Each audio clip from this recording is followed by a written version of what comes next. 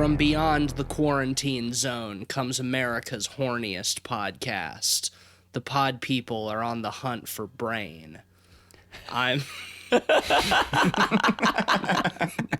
Matisse Van Rossum, and I'm trying to get sucked smooth by a space worm. I'm Ben Sheets, the BDSM king of 666 Benevolent Street. And I'm Cleveland Mosier, and looks like we're hitting the road one last time. That's right, we're getting the gland back together. Oh, well, the quarantine continues. Yes, it does.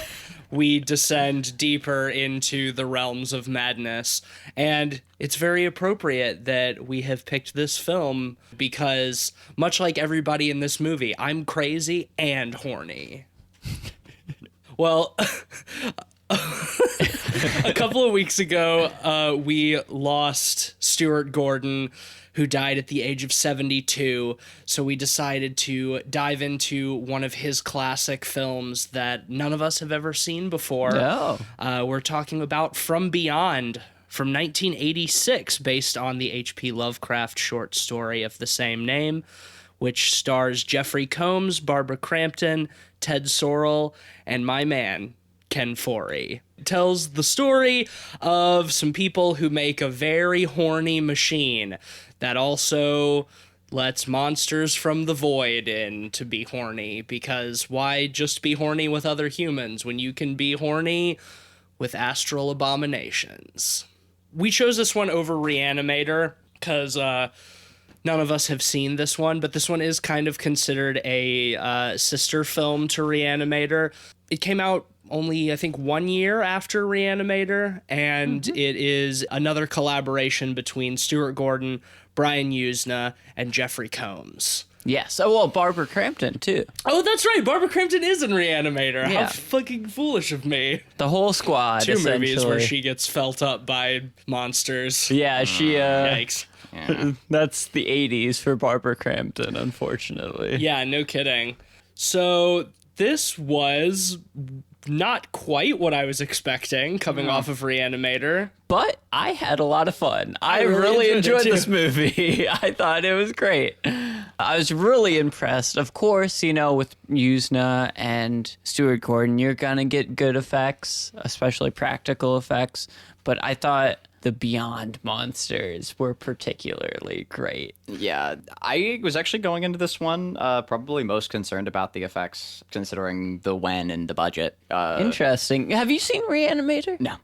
Oh, okay. That explains it. I have not. So, yeah, I had, middling expectations on that front, but I was, hoping that maybe the script would be kind of fun, and kind of play up Lovecraft in a pseudo-modernized way, see how that goes. But I think it was much sort of like- the opposite, actually, to Interesting. my expectations, and the visuals were by far my favorite thing, and I thought they've aged largely Pretty well. for its subject matter. They're still very fun to look at. Well, you mentioned playing up Lovecraft in an interesting way, and I think much like Reanimator, it does that, in my opinion, kind of well with a sense of camp.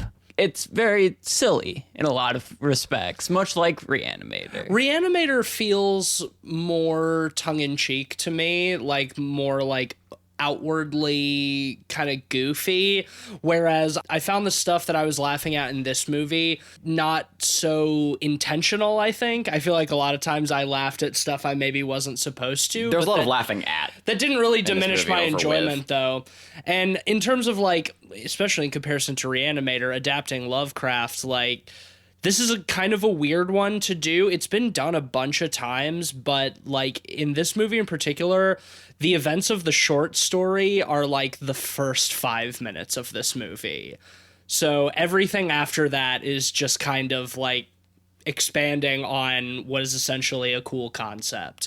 So it's only Lovecraft in the loosest sense of the term. Well, in terms of ideas, Yeah. it is very Lovecraftian. It's taking the Lovecraftian concept. Well, and I think with the tone this movie sets, I'd much rather have that than them trying to do a straight adaptation while keeping the tone. Oh, for sure. Well, I this is not a movie that I want to take itself super seriously. Like, it's Stuart Gordon and Brian Usna, you know? Their collaborations are kind of like, in my opinion, the height of low budget 80s monster movies. Yeah, absolutely. I think you get what you came for in that respect. You get plenty of monsters. You know, the story, I will agree, it's pretty simple. A lot of the characters suffer from like motivation issues. I feel like a lot of the stuff in this movie doesn't have much motivation behind it. Yeah, there's little logic. I don't particularly care though. Yeah, like when you're that campy, like you can generally get away with it. I would love to see like an adaptation of this film that's not campy. You know? They've done it a few times and it's generally been bad. Not under the name From Beyond, but I've seen some more serious adaptations of this story. Going into that, I think it's well worth reanimating our discussions about Color Out of Space and how much that film wears this one on its sleeves. Oh, yeah. A lot of pink lights. Yes. Exclusively pink lights and weird slimy creatures. I read it as like being really giallo influenced. Yeah, I think so. Very Argento, strong use of color, very over the top, expressionistic, Extremely. Lighting and style to it. And I appreciate it. very bloody too. Yeah. Which is, I think right in line with directors like Argento.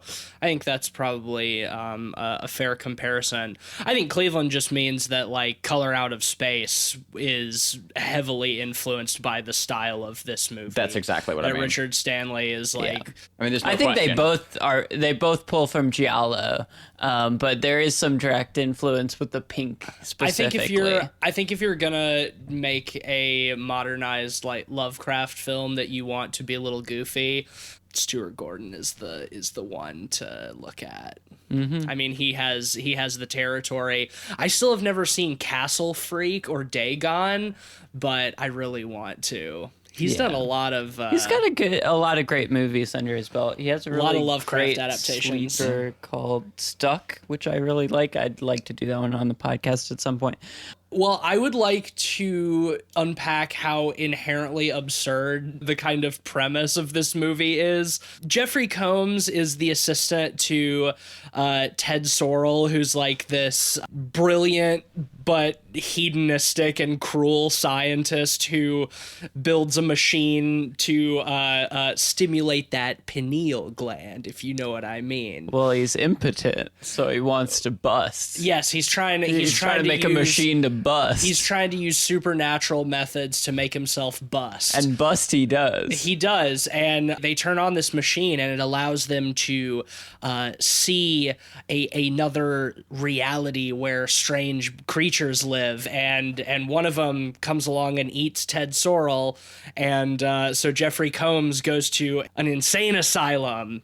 I love the intro where the Beyond is introduced. It's like a resonator machine, so we get these big old tuning forks, and the first thing we see from the Beyond are these eels, and immediately one just goes up and bites Jeffrey Combs on the face, and for the rest of the movie he has a big He's got wound on his a face, bite mark on his cheek.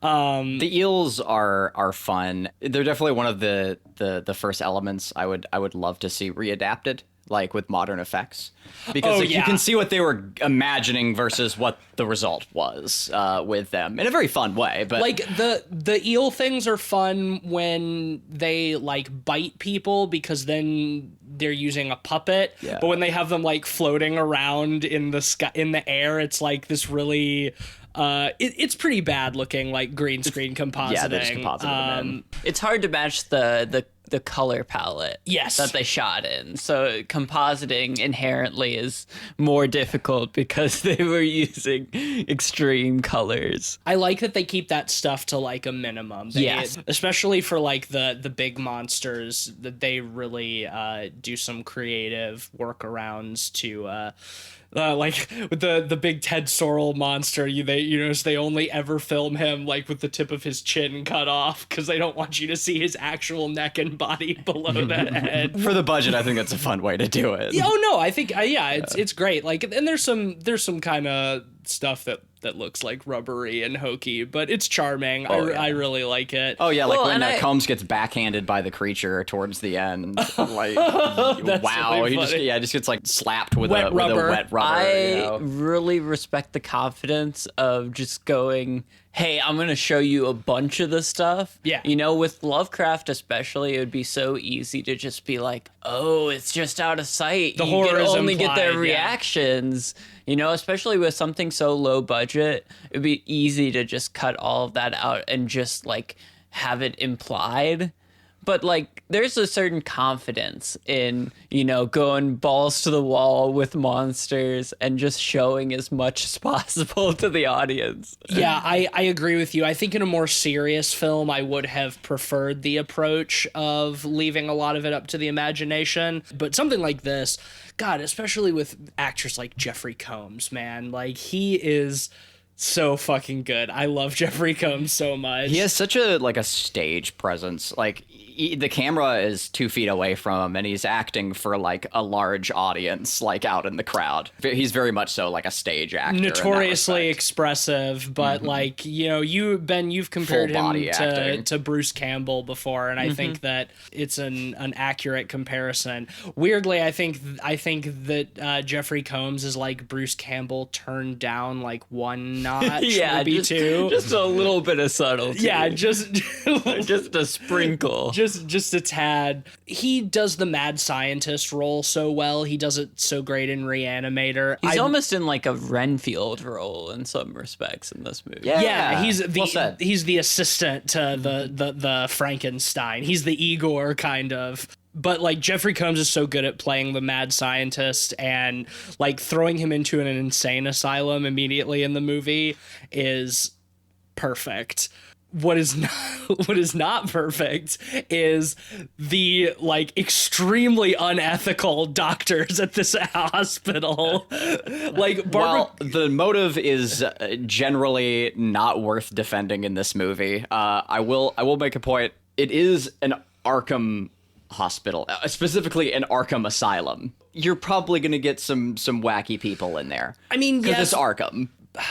In the terms of like Batman, in Lovecraft, Arkham was a town of learning. Miskatonic University is a serious institution. Right, where every one of his like stories were like they were mad scientists like abound in. Well, we get introduced to the rest of the asylum very early on in the movie, where we get a very Silence of the Lambs-esque series of shots where you see what's in each room. Yeah, Barbara Crampton walking up and down the hall, examining the zoo animals. Yeah, essentially. And much like Silence of the Lambs, like one is just jerking off.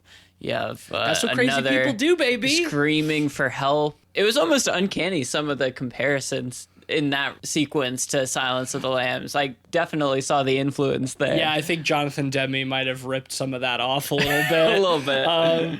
So Barbara Crampton shows up, and she's like some hotshot young psychologist, brain dog. What is she? I don't know what her character is supposed to be. Neurologist, researcher of some sort. Anyway, she convinces the hospital to let her take Jeffrey Combs back to the house because she wants him to recreate his experiment. And he's like, no, I'm not going to do that. And she's like, well, fine. You either stay locked up here forever or you come do your experiment. It's like, that is... It's like where's the process? Where's the procedure? Like, this is not how any part of bureaucracy operates, ever. The cops are the ones who tell her that that's like okay. Yeah, they send someone along. Like it's weird. They sent Ken Forey along. Ken Forey, the football cop.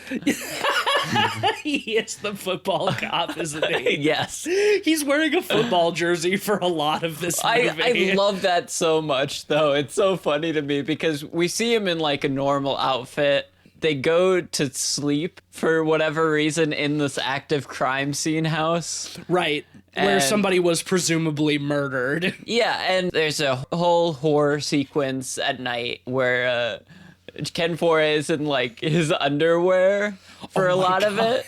And then we cut to the next morning, and out of nowhere, he just has a football jersey on. Like, we're to assume he just carries this football jersey around with him everywhere he goes. Well, yeah, because when we're introduced which is to honestly him, the most football guy thing to do. when we're introduced to him, he does say, "I used to play ball." So I'm a little crazy. I want to double back to what you mentioned, though, the scene where he's running around in his underwear, in like his Speedo, because that's very funny. Yes. Like, Barbara Crampton goes up to the machine, the resonator in the middle of the night, you know, to stimulate her pineal gland. bust. Yeah, right. To turn on the horny machine and get horny. Jeffrey Combs goes up there to try to stop her because he has seen monsters come out of this thing multiple times. And in fairness, she has too. So her horniness like overpowers her, I guess, self-preservation. Whomst among us. Whomst among us in trying times have not risked life and limb to bust.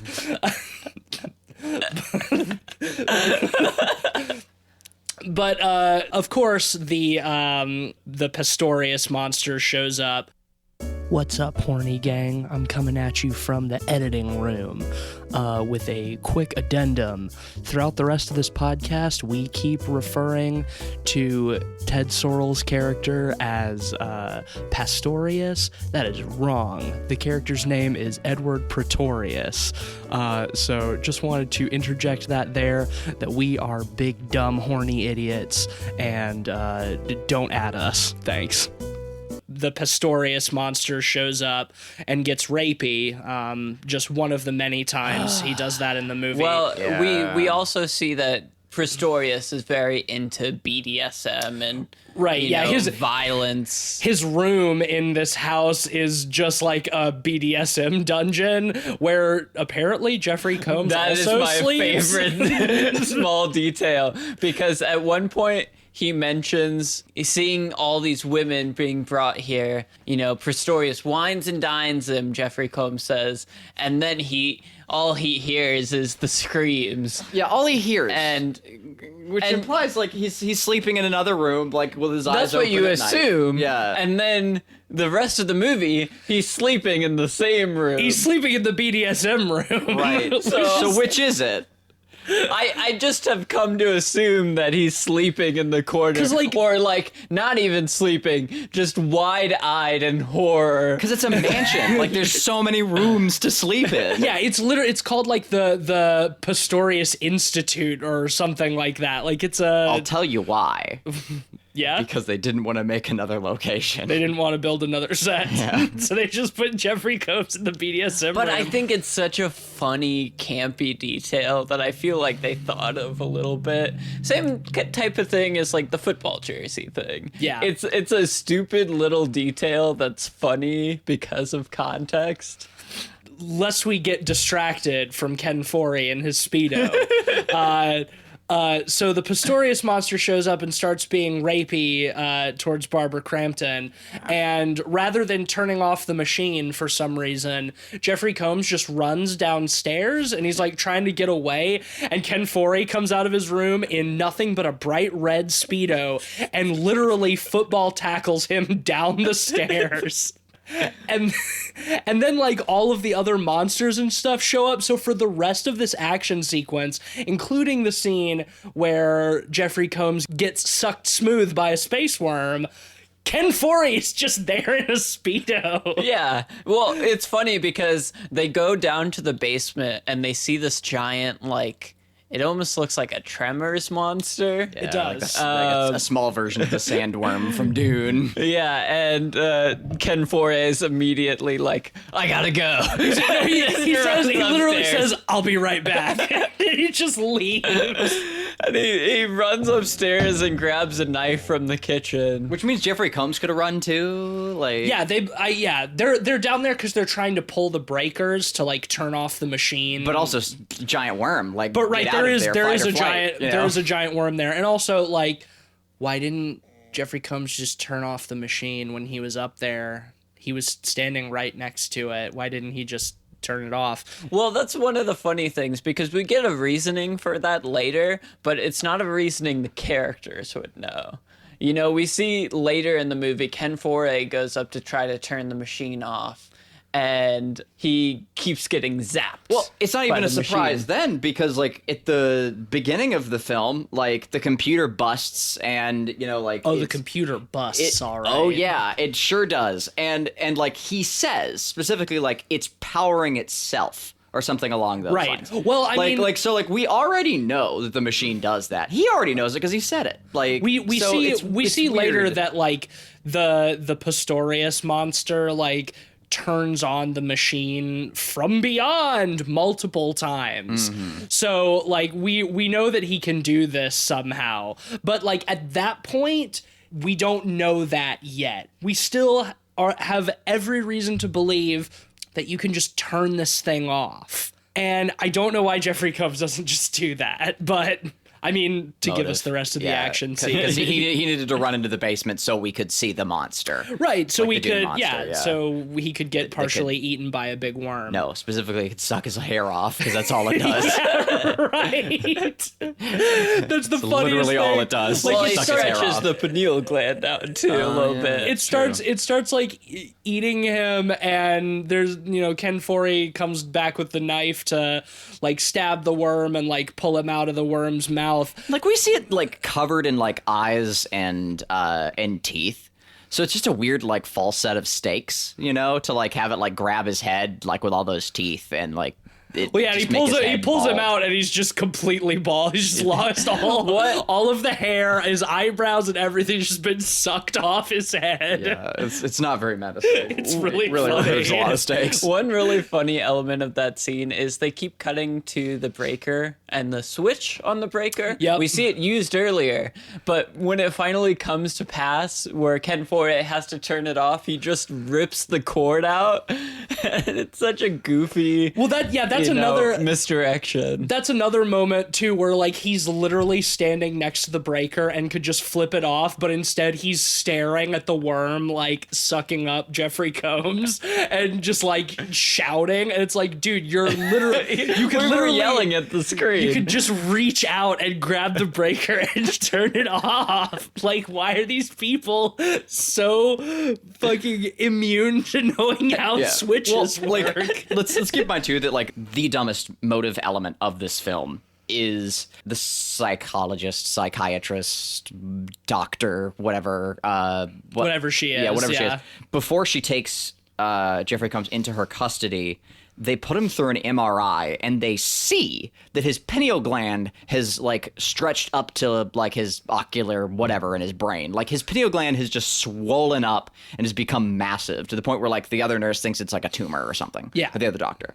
And then Combs even tells him like it does, the machine we powered up does this to your pineal gland. She has all that information in front of her, right? That like turning on the machine, likely because of like the scientific scan, fucks with your brain and makes parts of it bigger. Whether you believe that he's been seeing monsters or not, like that the machine is like directly affecting your brain in some way. Like okay, cool, like it's gonna give me like space cancer. Neat, roll tide, let's go turn it on. Let's do it. Well, the funny part is like she goes on to say, we need to study schizophrenics to see if their pineal gland are swollen too. So she's essentially basically trying to give herself what she thinks is schizophrenia.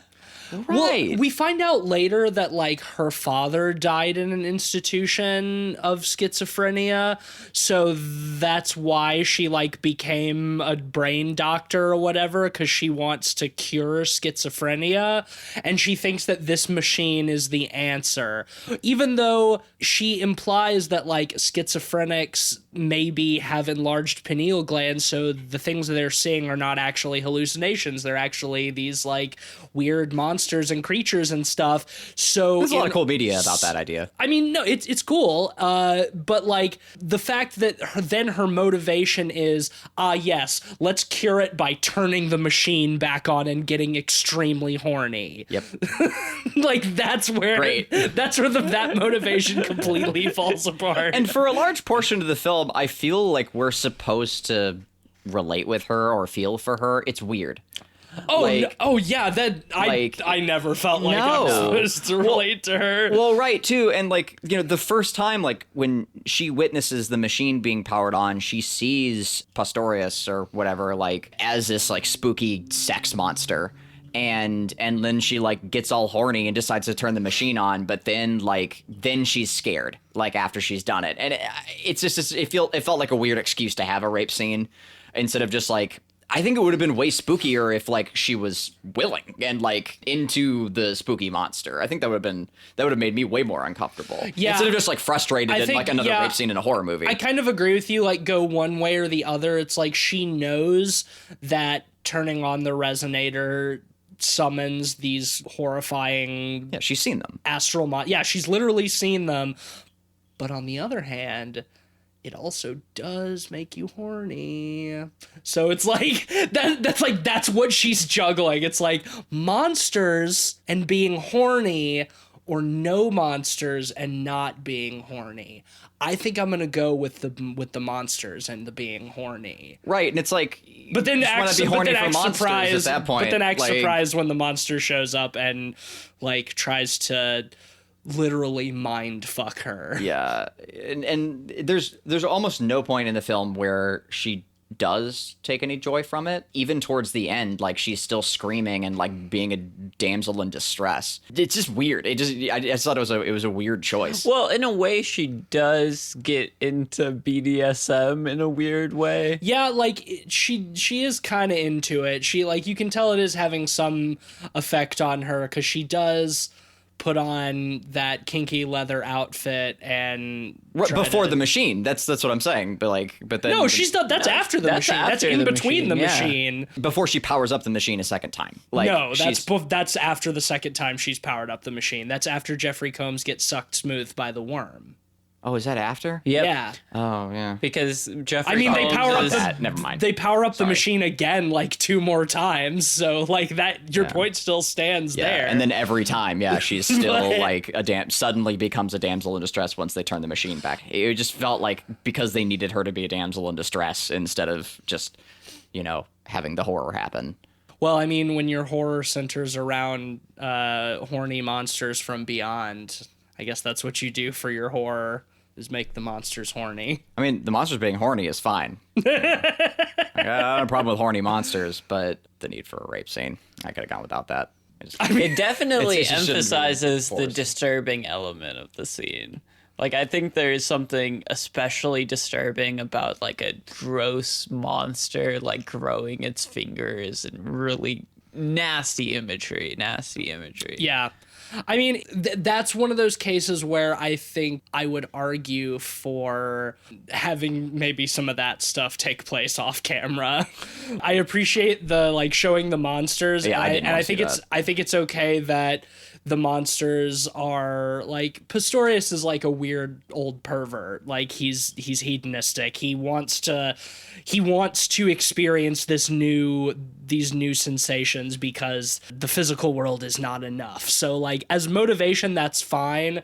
But yeah, some of that I could do without seeing. It's or just recontextualized. It's a little sleazy. Yeah. I much prefer later on when the horror becomes very Jeffrey Combs centric, when his pineal gland pops out of his head and it's like a little little anglerfish, little head dick wiggling around. Yeah, becomes a brain alien, and he runs around the hospital sucking out people's brains through their eye holes. He's out here looking for brain. And he's horny to a new level. Right, and he's sucking hard, if you know what I mean.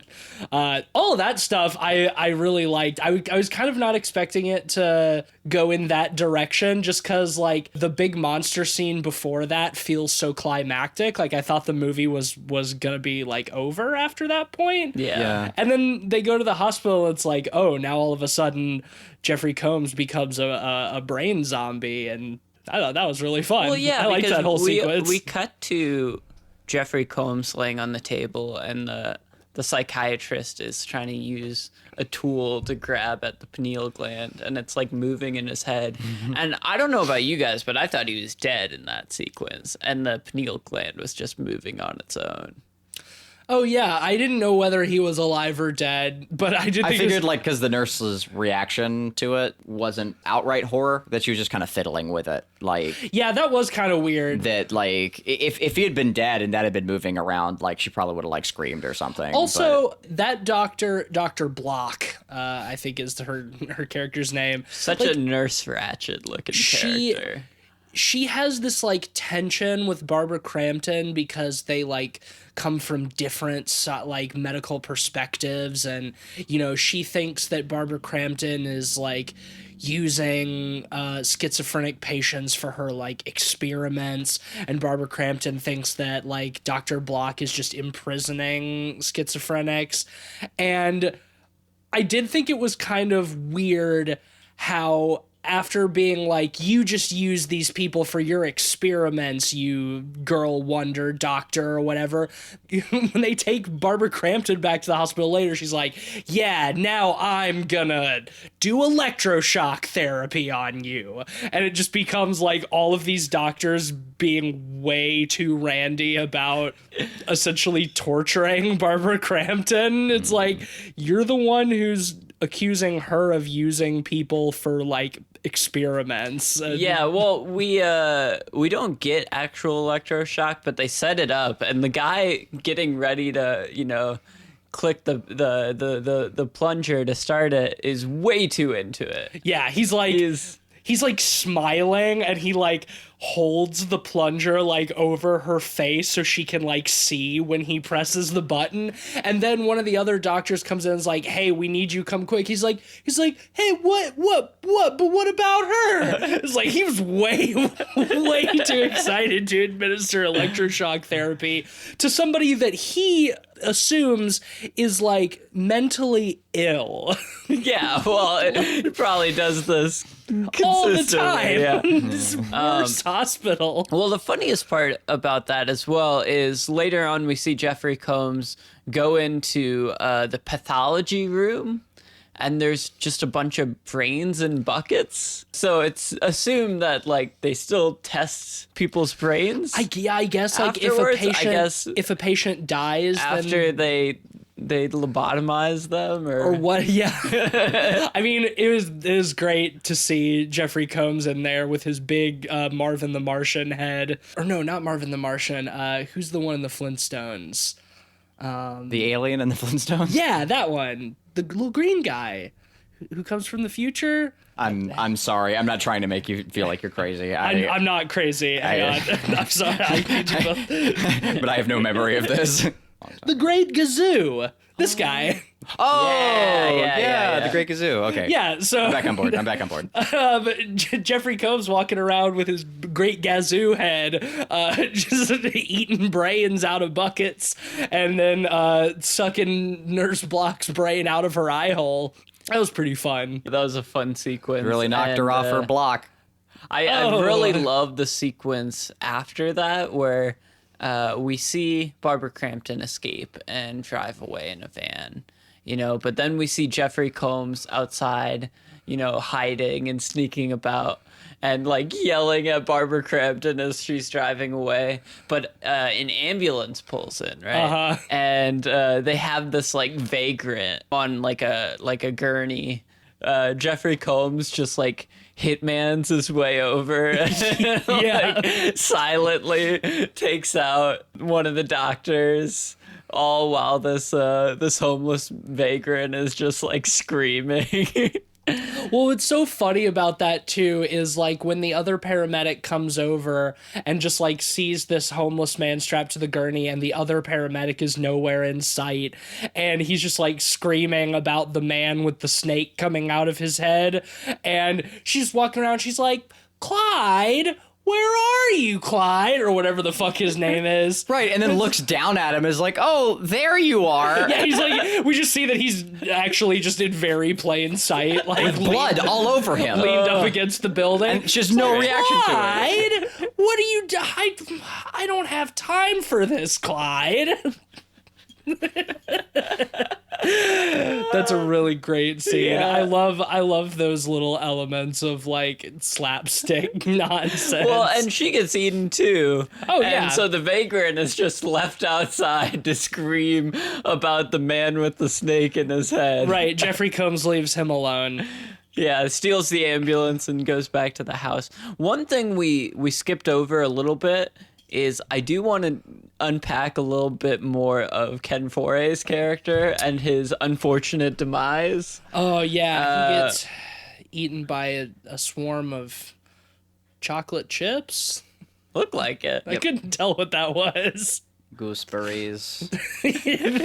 I feel like they were supposed to be insects of some kind, but they didn't look like it. It literally just looked like You know, it looked like like the different Play-Doh toys where you can like put Play-Doh through it and it makes different little things like spaghetti noodles or little dots or Yeah. whatever. It looked like the little dots, and they were just throwing little Play-Doh dots at him. yeah, but just like thousands of them, just Yeah. throwing them at Ken Forey. Well, it's funny because you were mentioning earlier that you saw Barbara Crampton as like the person you're supposed to sympathize with or relate to. Oh, I see it as Ken Foray. No, we were saying that you can't sympathize. Yeah, with yeah, her. you No. really can't. No, Ken because the movie was Forey, like right from the beginning. He's She goes, the "Yeehaw, let's turn it on." only baseline voice of reason in the movie, you know?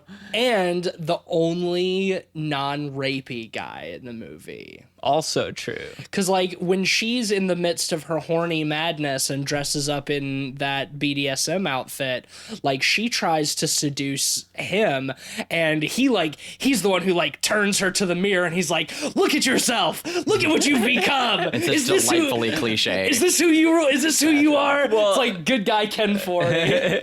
Right before that sequence, Barbara Crampton is like giving an unconscious Jeffrey Combs a hand job. Yeah, that's true.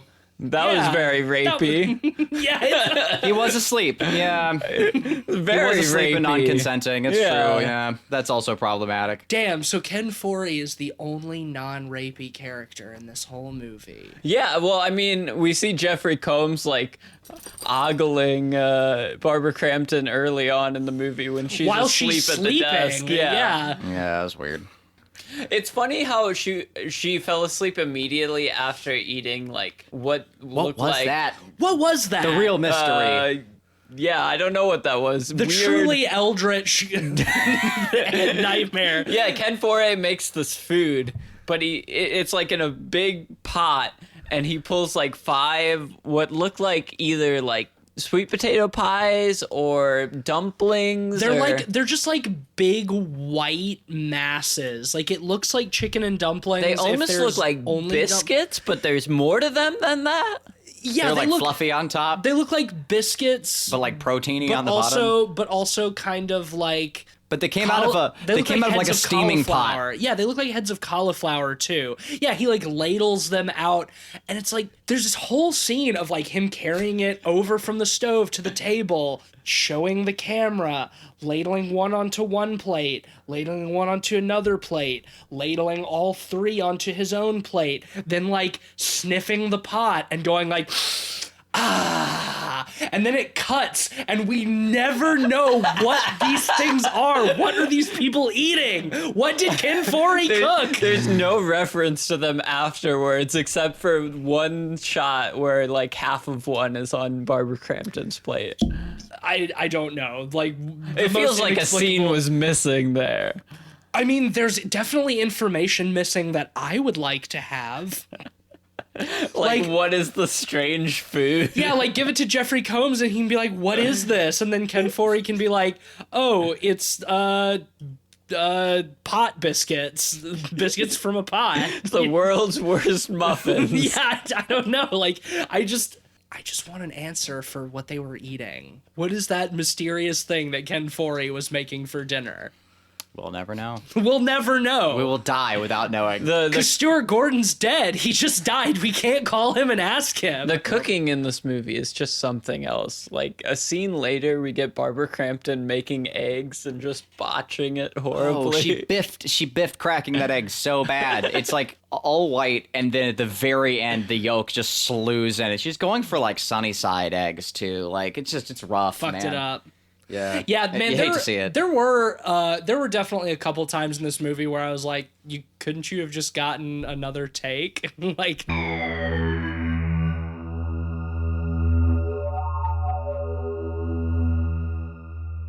Just going back to the special effects, I love the shot of Perniculus or whatever, Copernicus or whatever, Pastorius first appearing from beyond. Where his face is like butterfly lit, and you can't see like the center of his face. Yeah, and that's it's just, awesome. Like, the center of his head is it's like a dark void. Looks awesome. And then they use a third light source to finally light it. That's like red instead of pink. Oops, sorry. That's red instead of pink, and I just loved it. I love that scene. He's just like slimy, and like Jeffrey Combs like, "You were dead." He's like, "You can touch me if it'll make you feel better. If it please you." And Jeffrey Combs goes up and like puts a hand on his shoulder, and you see like just goes into the finger imprints, like he's touching like wet Play-Doh. It's really nasty. The textures of things in this movie are fantastic. Oh, they're great. All the gooey, like the stairs when they start like overrunning with the goo and the tentacles going up. Just like all of and the the house sort of becomes like alive with and, flesh. And like when in that same scene when Pastorius's head like dissolves, and then there's just like spraying goo from his neck hole, and then like the big monster arms come up out of his neck. Oh yeah, that shit was dope. Yeah, and then finally when Combs like comes up through his neck. Oh, and then back at the very end in the grand finale, like I like how like he keeps just trying to like burst out of him because he also enters the beyond, so we can hold Pastorius back, and how their violent fighting almost becomes like homoerotic, like fucking, like at the end. They're like really bursting awful. in and out of the same like body. It's like a puddle of flesh. Yeah. You know, at a point. Yeah. It's very Society. Yes. Which is funny because it's probably the same team that did that film. Yeah.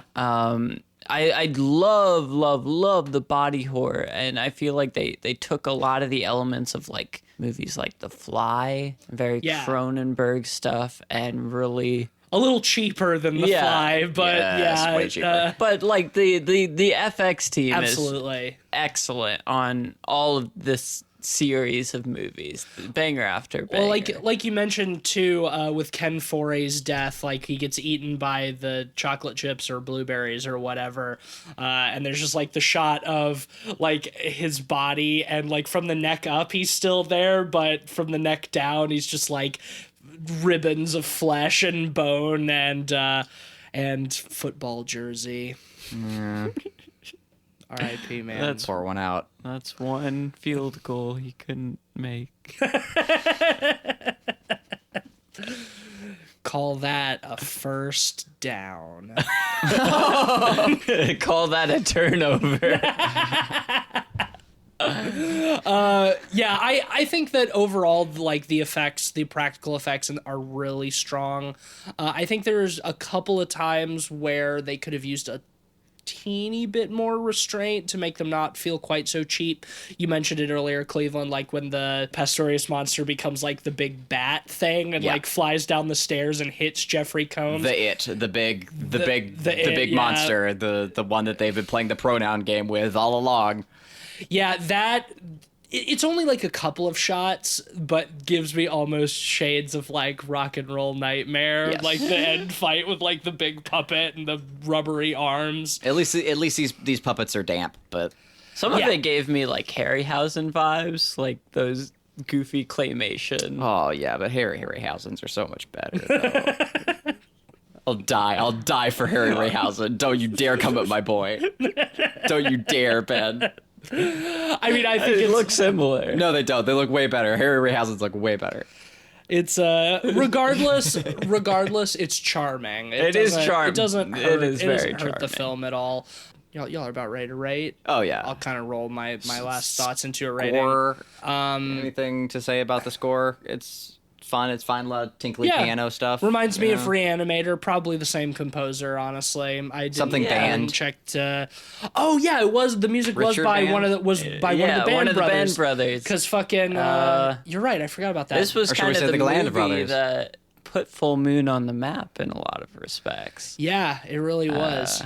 Charles Band, of course, the mastermind behind Full Moon, who made hits like Ginger Dead Man and Yeah. Evil Bong and Evil Bong is Ginger great. Dead Man 2 and Puppet Master, of course. Yeah, that's right. This was one of the really early Full Moon ones. But yeah, one of Charles Band's brothers, I guess, did the score for this. It was good. I liked it. Score, yeah. A lot of dissonant tones and... But same kind of, like, it definitely... I would be curious to see if Richard Band also did the score for Reanimator. I don't think he did, now that I think about it. But it does kind of give me the same kind of... like lively, mad scientist-y kind of vibes. You know, Yeah. But yeah, It's like, a Duel of Fates. no, it wasn't. I did just rewatch that recently, but no, it wasn't. I promise. Mad Scientist vibes. Sings Duel of Fates. When you think about it, John Williams is a mad scientist of the Star Wars franchise. Oh man, now I'm just imagining Ken Foree running around in a Speedo to Duel of the Fates. You're breaking my heart. Anyway, like I think that like the low budget aspects of this movie make it more charming and fun. The effects are overall still really good. You know, minus the weird compositing with the little eel monsters and you know some rubbery looking props. Maybe that's fun. Overall, like I think it just adds to the charm of the film. The stuff that has genuinely aged not so well is it's the rapey stuff. Yeah. It's a little more than I would like to see, just in general, even for a movie about horny monsters. But overall, it's great. Like I fucking love this dream team of low budget Lovecraft camp. Jeffrey Combs will always be one of my favorite actors, especially for B-movie stuff like this. I'm gonna give this a 4 out of 5, I think. I really enjoyed it. It's not quite the same level as Reanimator, but I think it makes a damn fine double feature. Yeah, I think that's a great way to put it. I think this is a perfect sister film in a lot of respects to Reanimator. I really enjoyed this movie. I thought I had a ton of fun. I love the camp, and I love, while there's a little less tongue-in-cheek in this movie, it has a lot of elements of humor sprinkled in more subtle ways in some respects. But I love the creature effects. I love the goofiness. I love, 666 Benevolent Street. Yeah, Jesus Christ. So subtle. Pretorius, even, that's a Frankenstein reference, because the doctor that convinces Frankenstein to do his experiments is Pretorius, Dr. Pretorius. Oh, is he really? Yeah. I thought Pretorius was a character in the From Beyond short story. It might be as well. I have to go back and double check that. But I Lovecraft has some weird names in his stuff, Yes, so I just assumed. But the score is fun. The effects are fun. It does show its budget and its age at times, but I don't mind that. I will give this a 4 out of 5 as well. Yeah, ditto that. Would have given this a 5 if it wasn't for the poorly aged. Like kind of unnecessary forced, sequences. If wasn't for that, 5 out of 5. But no, it's going to be 4 for me as well. Cool. Well, that's a unanimous 4 out of 5 pods for From Beyond, and we pay respects to the real one, Stuart Gordon. Rest in peace. Gone, but never forgotten, and hopefully never reanimated. Next week, it's come back around to your choice, Cleveland. That's right. With all of these new movies getting postponed, we're really just getting to cycle through everybody's shit really fast. Yeah, we're going through all the bangers. So speaking of bangers, Cleveland, We're blasting back to the past. This time not anywhere near as far as we have been lately. We're going to watch just an old favorite of mine that I've been overdue for a rewatch of. And also, it is somewhat relevant to the current wacky times that we're experiencing. I mean, wacky is probably not the best way to describe a global pandemic. Maybe I should rephrase, but The wacky times of COVID-19. thousands are dying. It's pretty wacky. Apologies. No, these troublesome. It's virus related. It's virus related. There, I did it Christ. for you. We're gonna watch a virus-related movie, and that film is Blade 2. Viruses for vampires. Let's get another Del Toro movie out there, and it's time. Wesley Snipes, Ron Perlman, you really can't go wrong. I haven't seen Blade 2 in forever, but I love Del Toro, and this is definitely my favorite Blade movie. And it does have some pretty fucking cool creature effects. This is, again, it has been well over a decade since I've seen this film, but with my loose memory holding, like, it's still probably one of my favorite superhero movies in general. I would probably agree with that. Yeah. Like, so hopefully it holds up as well as I'm really banking on it. I know for sure some stuff hasn't aged super well. Well, hopefully especially like the those effects things department. haven't aged well in a fun way. Like, that's just where I've got my fingers crossed, at least. Yeah, I'm excited to rewatch it. I have rewatched the original Blade a few times, but it's been a while since I've seen Blade 2. I remember enjoying it when I saw it, but it's been such a long time that I'm interested to see how it holds up. But Wesley Snipes is the fucking man. Oh, and yeah. so is Del Toro. And Ron Perlman. And Ron Perlman, yes, indeed. All right, well, tune back next week for a dose of Blade 2, some vampire virus stuff. Cleveland, do we have a sponsor this week from beyond the sponsor shelf? Not even beyond the sponsor shelf, just from it. Guys, I've got too much goo.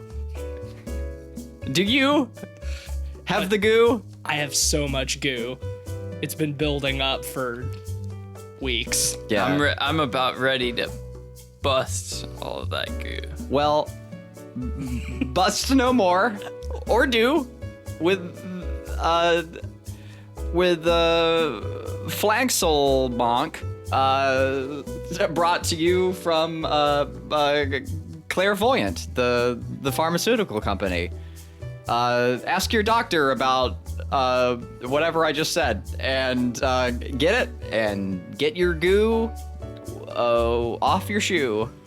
Well, Cleveland, pharmaceuticals often have a pretty long list of side effects. Yes, they do. So I'm glad you asked. What are some of the side effects of Flankselbonk?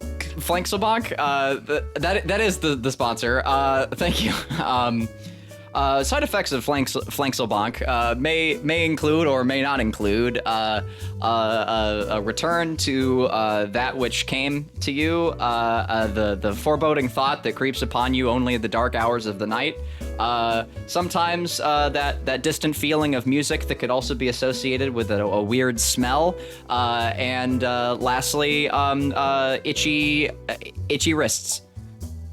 If you have these things, talk to your doctor about taking more Flankselbonk, because you can never take enough. Thanks, Flankselbonk. Now I don't have to bust into the void. Or do. It's kind of vague whether it helps the goo come to you or away. I don't... Or if it helps you come the goo. Yeah, become the goo. Blow it everywhere. Do whatever you want with the goo. It's your choice. It is your body and your choice. Take Flankselbonk. Well, that should bring us. It should bring us to the really end. Ought to. Please. Really ought to bring Get me us out of to here. the end of this incredibly horny episode. We've been inside for too long.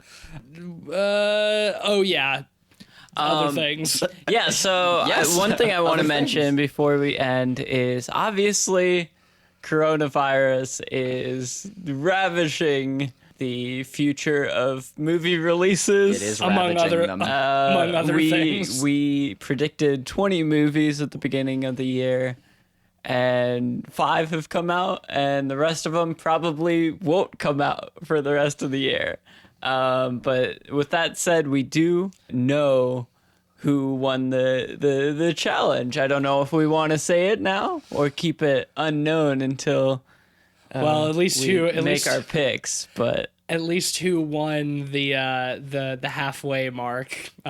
yes, well, of course, yeah. Who knows? Maybe things will get back to normal by the end of the year. I think What a time capsule this moment will be. I think let's hold off on that for now. Let's keep the audience in suspense. We've got some exciting stuff coming up. We're drawing nearer to our 100th episode, and we've got something very special planned for that. And probably not too long after, we'll be gearing up for the mid-year catch-up. So that's going to be fun. All fun things happening soon as we try to make light of a situation. Yep. A wacky situation. A wacky, as Cleveland would say. No, it's a Cleveland. A real wacky. No, it's a serious situation. thing. Wash your hands. Be safe. People are dying. Okay. Before we sign off, the normal stuff. If you like the podcast, go rate it 5 stars and leave a nice review. Follow us on Twitter at PodPeoplePod and on letterboxd.com/PodPeoplePod. That's where we've got a list of all the films we've talked about on the show with our average ratings and links to those episodes. And you can check out some lists and stuff like our golden pods, our perfect scored films. We have some of them. We do have some of those. We just added Cabin Fever to that list last week. Spoilers. Now they have no reason to watch the episode at all. That's the only reason people watch these episodes, Tease. Do they watch these episodes? They do. They watch this audio medium with their eye. Well, yeah, I mean... Yeah, you have to, you're the only way to take in pod people is to enter, a transient state. Well, yeah, you have to conjure watch... images from the void. If you have to watch us with your pineal gland. Are there people who are just listening to the podcast? Well, if they are, then we're getting away because you have to look at us to make sure that we don't escape. Yep. Speaking of escaping, follow me on Twitter at Deep State Aussie. I'm on Twitter at Mr. Sheets. And I'm occasionally tweeting for Light Arc Studio as we continue to push out our next game, It Stares Back, in early access on Steam. Go check it out. It's pretty sweet. It's pretty spooky. It sure is. Everybody who's stuck at home, you need stuff to do, so consider... play It Stares Back. Consider picking up our game. It's only $6 right now, and if you get it now, all of the future content, of which there will be a lot, we're cooking it right up. Will be free. And also consider maybe joining our Discord, our Light Arc Studio Discord, which is accessible through our website, lightarcstudio.com. If you need to feel closer to some people in this time of social distancing, stop into our Discord and say hi. Yeah, pop on by. We'd love to see you. Yeah, I think that's... do you want to plug your art station? Also check out my art station and all my beautiful paintings and doodles. Search Cleveland Mosier. You taking commissions still? Yeah. Oh, yeah. During these Corona times, I'd like to stop the rhymes and just paint and do art and pay rent. That'd be neat. That'd be cool. So for all your artsy needs, hit up this Cleve. For artsy deeds. Oh, yeah, there you go. Cool. I want to stop rhyming. That was what I was trying to say. Why can't I stop? Oh, God. My name is Cleveland. I'm here to say I need the rhymes to go away. Help me. We over here rhyming and busting. Good night, everybody.